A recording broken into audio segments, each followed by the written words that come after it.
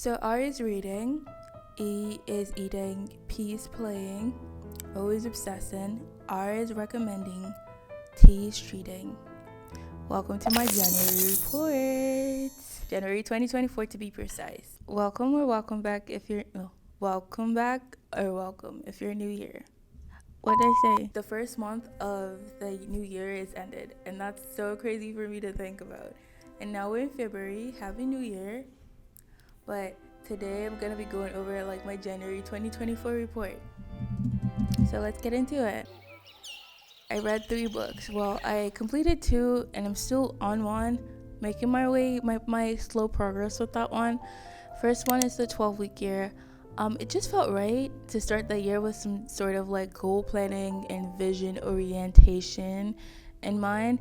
I like the book. I like the structure of the book. I feel like I'm super easy to please. That's not going to be a surprise to you probably, but I like the idea of the book. Basically, it talks about having a compelling vision of your life and then breaking that vision into bite-sized goals that when they come together, they help you get to that vision that you want for yourself. And the point of it is just not to make that vision, that big vision, the goal. It makes it more realistic to achieve this little goals. I say little, but they're not so little. But the mini goals to get to the main goal. And that's just a more realistic approach for human beings. The idea of the 12-week year is to look at, instead of looking at a year as 12 months as a typical year, I guess, we should look at it as 12 weeks is a year. So 3 months is our year. And the point of it is to take that momentum that we always get at the end of the year to get our life right, but to have multiple moments like that throughout the conventional year. If you think about it, a lot of people end the year with okay, this new year I want to do this, I want to do that, but when they get to the middle of the year, they haven't done half the things they wanted to work on. So the point of making a 12-week year is just to make your goals more achievable, more realistic, more attainable, not too overwhelming, and you still have a lot of energy going for you to achieve these goals. I hope that makes sense, but I'll try to leave a little more put together summary in the description, so feel free to check it out. I am working on some of my goals personally, and I would let you guys know how I progress with that. Okay, the second book, I actually have it in a physical copy. I do most of my reading on my iPad, that's why I can't really show you the 12-week year, but I do most of my reading on my iPad. But I read this book this month and I wanted to cry after. Okay, this is the second fiction book that I'm reading in the span of 2 months, and it's the one I read in January, obviously. But it teaches one big lesson, and I don't want to talk about it because I don't want to spoil it. I just feel like everyone should read it. It's such a good book. It's so heartful, and I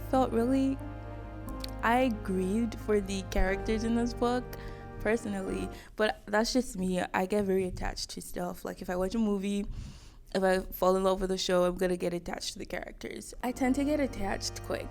That's all I can say, but so good. I'm so happy that I'm starting to get into fiction books because I feel like they're my escape from reality. They make me not use social media as much. Every time I would go out, I would literally take this book with me, read it in the streetcar, in the subway. If I'm running errands, waiting for my sister or something, or waiting for someone somewhere, I'm reading this book, or I was reading this book, and I felt like I just really like reading fiction. I don't know, for whatever reason, Instagram took down my post on my 2024 ins and outs, and I put I want to start reading more fiction books in my ins, and I would have put it on the screen, but I guess I still can't. But I don't have the post to show for it because Instagram took it down. But it is what it is. The third book is The Creative Act. This is another book that I am reading on my iPad. I'm still reading. I'm not completely done with it. I started this book last year actually, but I feel like I've just been reading 1 or 2 chapters every day or so, or whenever I feel the need to. It's just a really, really cool book. It figures because the author is Rick Rubin. If you don't know who Rick Rubin is, I don't know what to tell you. Just search him up. He's one of the most iconic producers of our time. Like, he produced people like Eminem, Adele, I think even Jay-Z. So he's a very artistic, creative person. I found him through Andrew Huberman podcast, his podcast, and Rick Rubin also has a podcast, Tetragrammaton. I'll leave the name on the screen. But he's a very creative individual and he has a lot of insights. And I find that the book was very inspirational. It just gives me a little bit of like inspo for life in general and how to live and view life from a whole different perspective. And I appreciate that. So I shout out to the book. I must say it was kind of hard for me to get into the book because it's a very slow book. Like, the point of the book is to slow you down a little bit. But if you push through, I think it's worth it. And I would highly recommend. Even though this is not the recommending part of the section, but I'm sorry about that. That's just a book I'm reading right now, and I really like it. I really like cooking, which I feel like a lot of people will be surprised to find out, but I like my meals. I like to eat. I like a good-ass meal.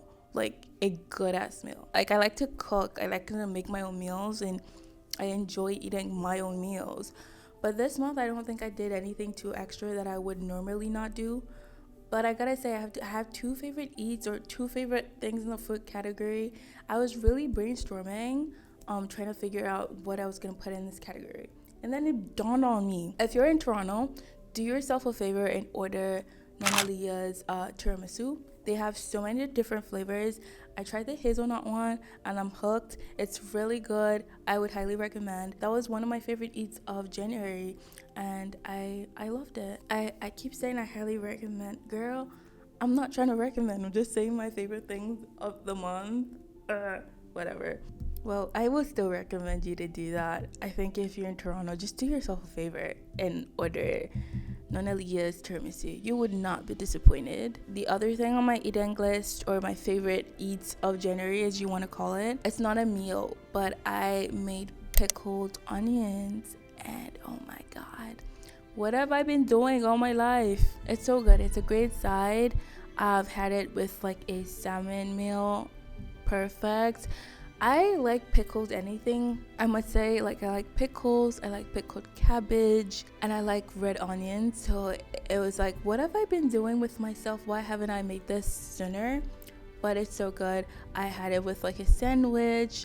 I literally made it for a week, like a whole jar of it for a week, and it finished in 3 days.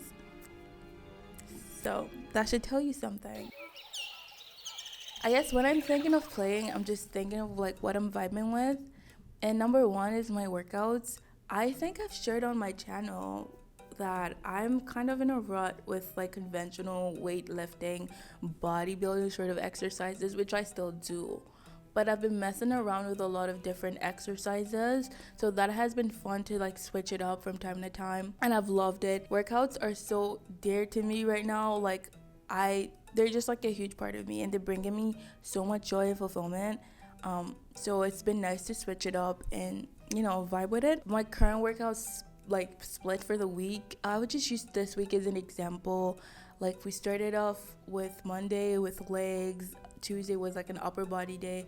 Yesterday, which was Wednesday, I did Pilates, which is technically my rest day, but I don't know how to keep still. I don't think of Pilates, or at least like maybe mat Pilates or like a hot yoga class, as like a workout, which is bad because it's really tough regardless. It's like a really hard class.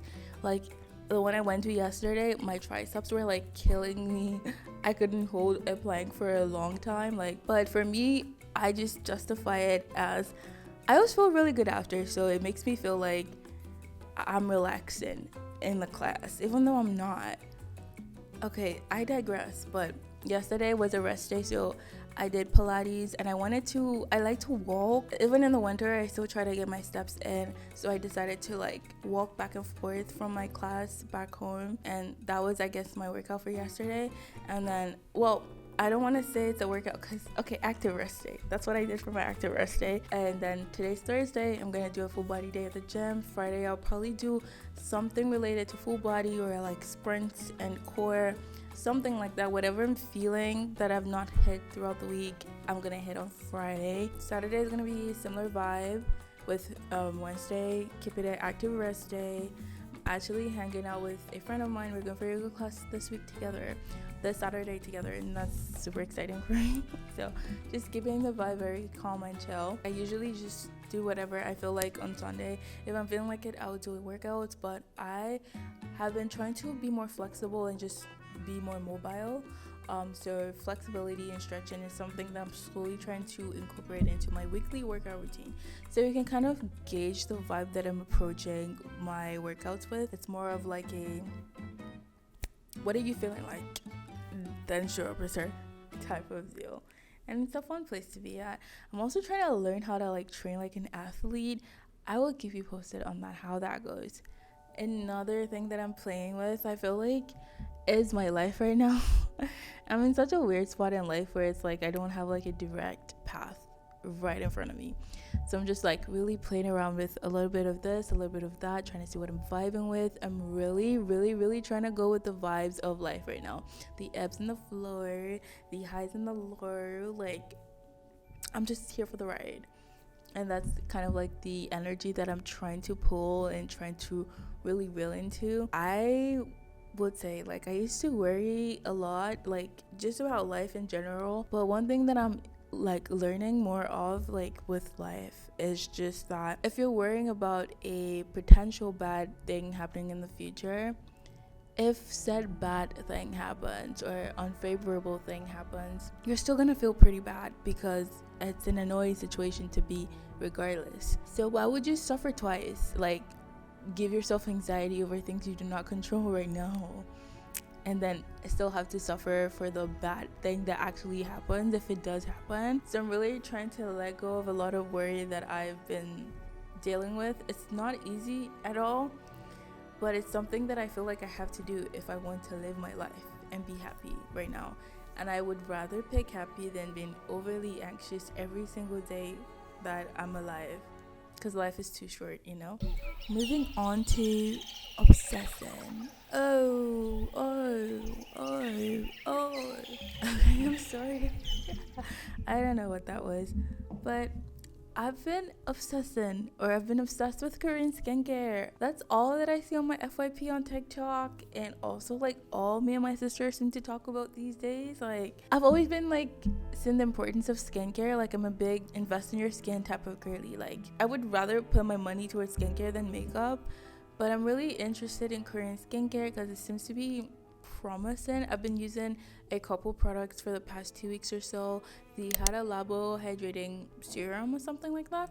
I know it's just pretty much hyaluronic. It's like a hyaluronic acid complex, so it has like different types of hyaluronic acid in it. I've been using that. I really don't know the science behind it. I saw it on TikTok and I thought it was great and I wanted to try, so I did. I'm also using the CosRX Snail Mucin. I feel like everybody knows about that. I asked the person at the store and she's like, it's meant to help with like helping your skin barrier and to help your skin look more radiant. So, you know, we had to get that. I'm also using the CosRX Vitamin C serum, and best believe I'm gonna get some more. I just need to do a little bit more research and see exactly what I need to get for my type of skin.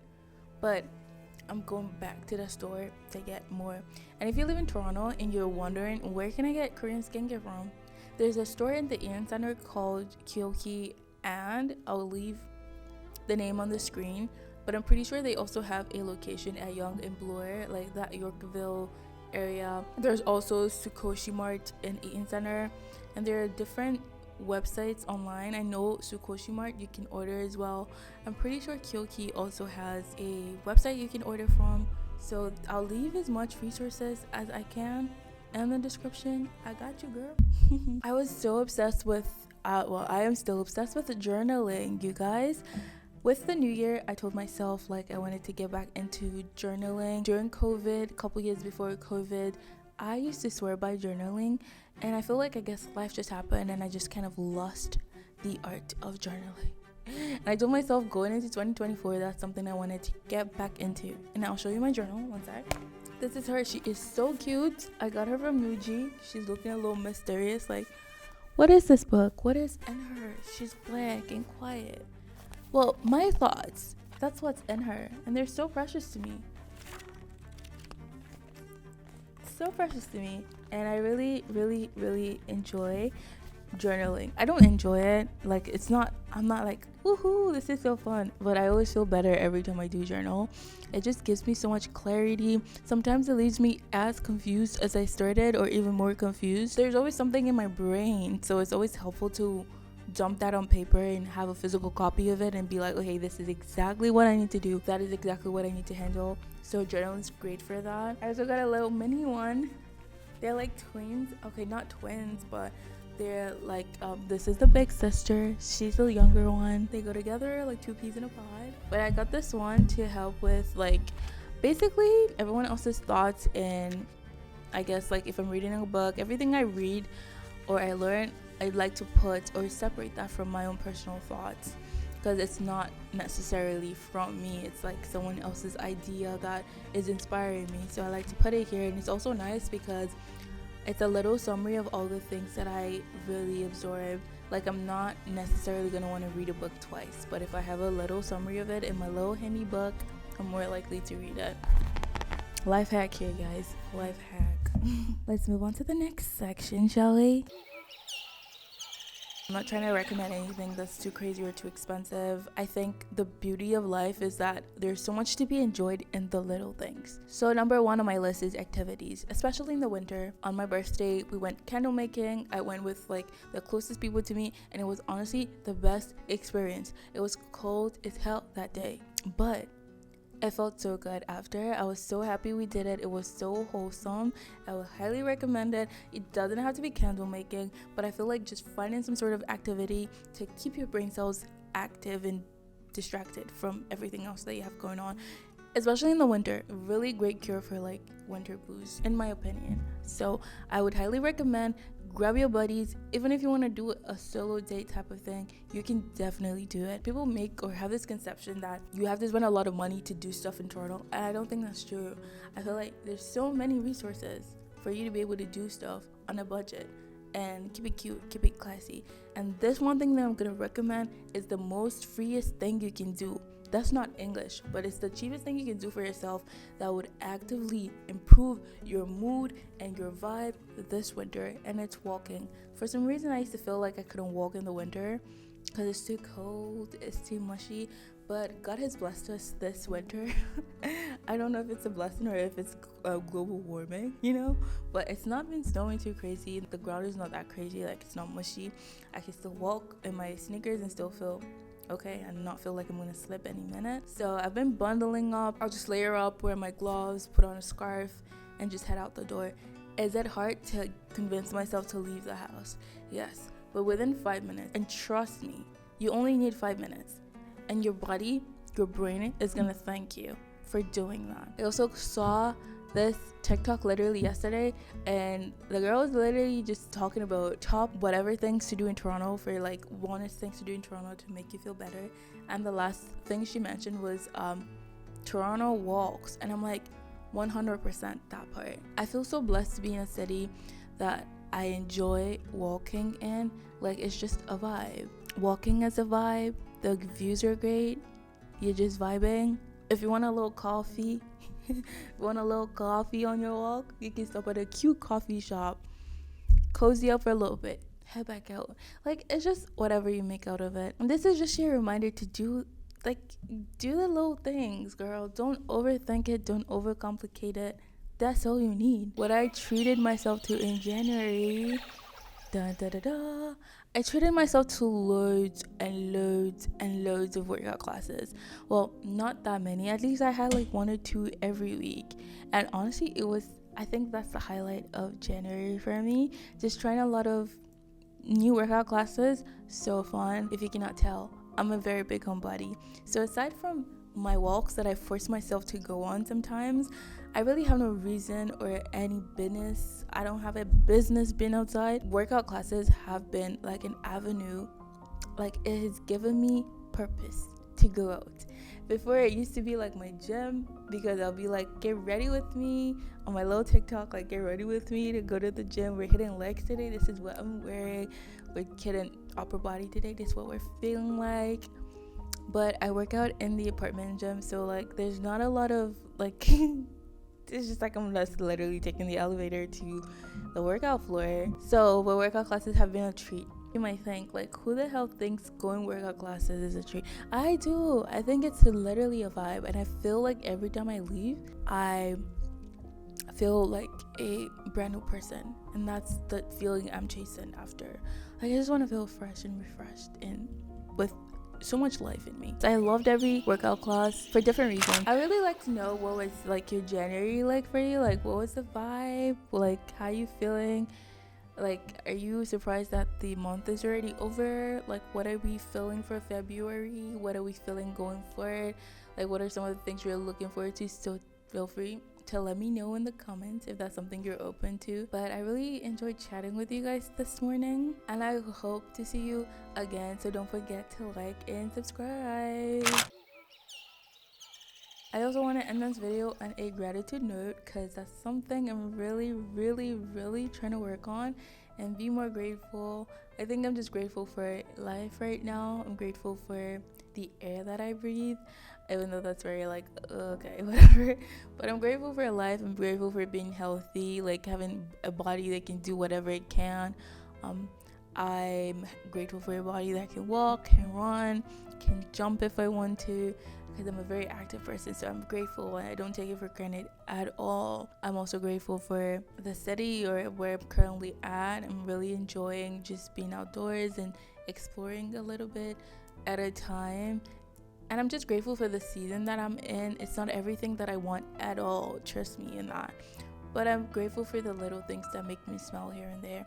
I don't take it for granted at all. So this is your sign to think about the few things that you're grateful for. You don't have to share it with anyone. I just wanted to share mine with you to give you some inspiration for gratitude and why you should be grateful, because we all have something to be grateful for.